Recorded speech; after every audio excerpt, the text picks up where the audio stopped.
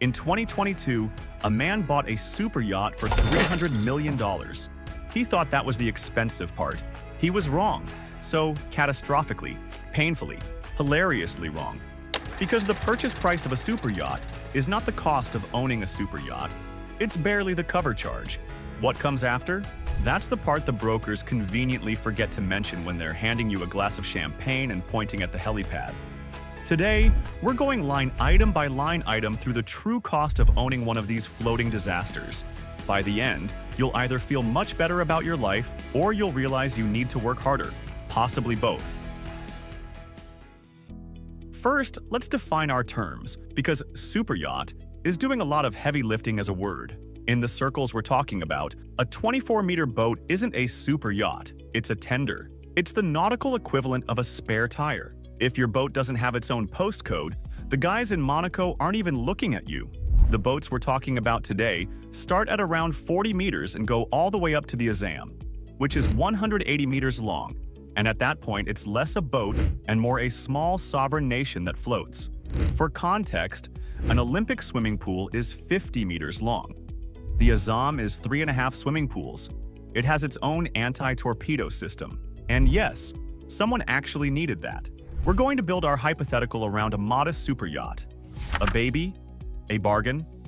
Just 60 meters. Around $50 million at purchase. Buckle up. So you've decided to spend $50 million on a 60-meter super yacht. Congratulations. You're a yacht owner now. Or so you think. Here's the first thing nobody tells you. The price is negotiable, but only barely. And the broker still takes 10%. So immediately, $5 million evaporates before you've set foot on the deck. Then there's VAT. Depending on where your yacht is flagged and where you take delivery, you could be looking at another $5 to $10 million in taxes. Some owners flag their yachts in the Cayman Islands specifically to avoid this. The Cayman Islands, where the palm trees are outnumbered by mailboxes belonging to shell companies. So all in, your $50 million yacht costs closer to $60 to $65 million by the time it's yours.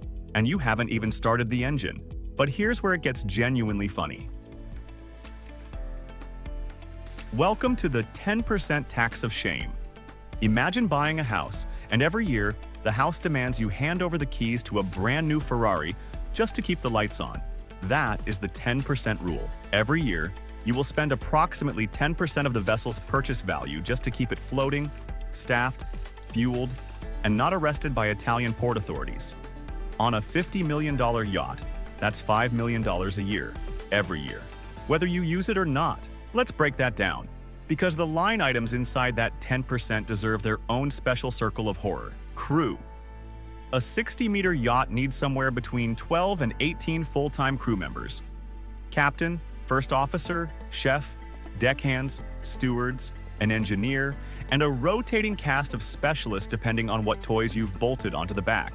The captain alone earns $120,000 to $180,000 a year. The private chef, who is cooking for guests you've invited onto the boat you're already hemorrhaging money on, earns $80,000 to $150,000. The crew lives on the boat. You pay their housing, their food, their travel when they rotate off. You also pay the staffing agency that placed them, because finding a qualified super yacht chef is apparently not something you can do on Indeed. A 60-meter super yacht burns roughly 500 liters of marine diesel per hour at cruising speed. 500 liters per hour. That is not a typo. At current fuel prices, a single transatlantic crossing costs somewhere between $60,000 and $100,000 in fuel alone. You could fly business class to New York, stay at the Four Seasons for a week, fly back, and still have money left over. But you wouldn't, because you have a yacht. And the yacht must move, because a stationary yacht is just a very expensive, very damp apartment. Annual fuel costs for a yacht in active use run between $500,000 and well over $1 million, depending on how ambitious your itinerary is. And we're just getting warmed up. You have to park the thing. And parking a super yacht is not like parallel parking a Honda. It is a precision operation involving tugboats, radio communication, and a harbor master who has seen things. In Monaco, Docking a 60-meter yacht during the Grand Prix costs upward of $50,000 for the week. That is not for the slip alone.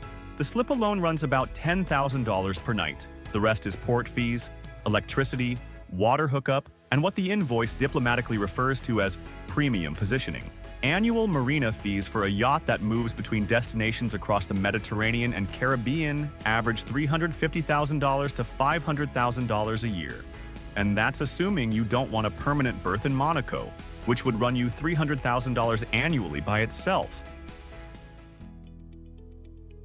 Nobody wants to think about insurance when they're on a yacht. This is exactly why insurance brokers exist. Insuring a $50 million superyacht runs between 0.5% and 1% of hull value annually. So between $250,000 and $500,000 a year, covering damage, liability, crew injury, and the nightmarish scenario where a guest falls off the back and their family sues you for the value of an emerging market nation.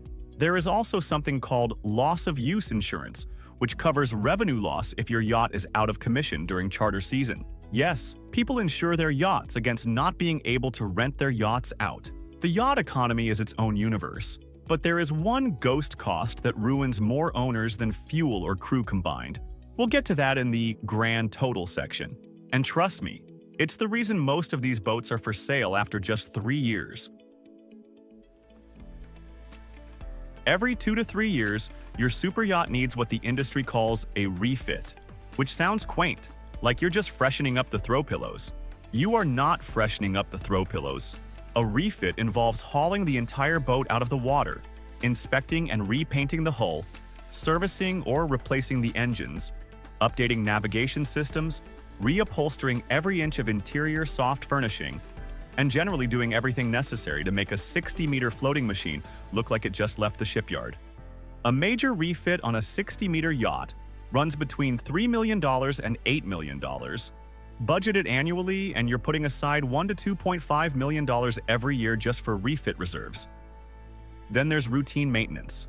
Broken equipment, worn-out parts, the tender that cracked its hull because a deckhand misjudged a dock, the jet ski that a guest somehow managed to beach on a sandbar in the Maldives. Annual maintenance across a 60-meter vessel, not counting the refit reserve, runs $500,000 to $750,000 on a good year. Every superyacht comes with what are called water toys. This is the industry's charming term for the $2 to $5 million worth of additional vehicles, watercraft, and equipment that no one strictly needs but everyone absolutely insists on. We're talking jet skis, inflatables, paddleboards, electric foils, a chase boat, and possibly a submarine. The Submarine, which technically classifies as a personal submersible, runs between $1.5 million and $3.5 million on its own. Then there are the tenders. Every superyacht carries at least 2 chase tenders, basically smaller boats for getting from the yacht to shore. A proper chase tender for a 60-meter yacht costs between $300,000 and $800,000 each. The toys have their own maintenance budget, their own insurance, their own fuel. The toys, in other words, are a hobby inside your hobby. About 60% of superyachts, over 50 meters, have a helipad. And a helipad without a helicopter is just a very breezy patio. Leasing a helicopter for superyacht use runs $400,000 to $800,000 a year, plus the pilot's salary, which is another $100,000 to $200,000 annually.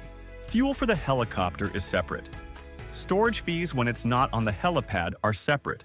Maintenance is, you guessed it, separate. If you buy the helicopter outright, you're looking at $3 million to $15 million depending on the model, and then you get to depreciate it. Lucky you. Let's do the maths. Purchase price with taxes and broker fees, $65 million one time. Then, every single year, crew costs, $1.5 million. Fuel, $750,000. Marina fees, $400,000. Insurance, $350,000. Routine maintenance, $600,000. Refit reserve, $1.5 million. Toys and tender maintenance, $300,000. Helicopter, $700,000. That is $6.1 million a year, every year. To own a boat, not to sail around the world in luxury, not to host a party, not to do anything, just to keep it afloat, staffed, fueled, and ready. In 10 years, you will have spent $61 million in operating costs alone, more than the original purchase price, twice over. And this is the version without a permanent Monaco berth, without a full-time personal chef upgrade, and without whatever happened to the jet ski in the Maldives. Now here's the thing the really wealthy people do, and it's almost too clever. They charter the yacht out. When you're not using your super yacht, which if you're a billionaire running a company is most of the time, you can make it available for charter. A 60-meter super yacht charters for between $300,000 and $700,000 a week. A yacht in active charter for 15 to 20 weeks a year generates $4.5 million to $10 million in gross revenue.